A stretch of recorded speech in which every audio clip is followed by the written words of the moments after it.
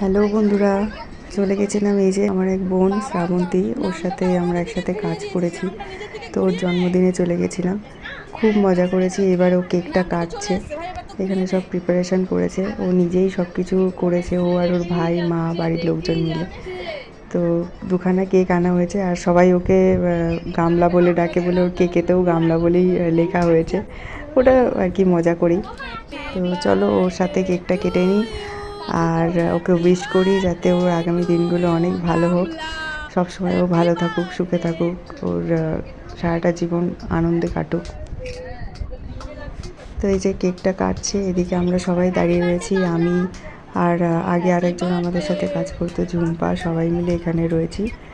এই যে আরও সব বন্ধুরা, ছোটো ছোটো ভাই বোনেরা এসছে। তো এই যে ওর বাবাকে মানে কাকুর পাশে ভাই সব কেক খাইয়ে দিচ্ছে। কেকটা এত অপূর্ব ছিল খেতে, কি বলবো, খুব সুন্দর কেকটা ছিল খেতে। তো চলো আস্তে আস্তে ওর জন্মদিনটাকে সেলিব্রেট করা যাক। তারপর আমরা মানে গেছিলাম, অনেকটাই রাত হয়ে গেছিলো, খেয়ে আস্তে আস্তেও বাড়ি ফিরতেও বেশ রাত হয়ে গেছে। তো এখানে ওর খাইয়েছে বিরিয়ানি আর চিকেন চাপ আর স্যালাড ছিল। তো যেহেতু রাত হয়ে গেছে সেই জন্য আমরা ভিডিওটা করতে পারিনি।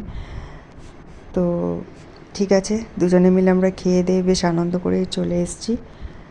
তো শ্রাবন্তীর আগামী দিনগুলো ভালো হোক।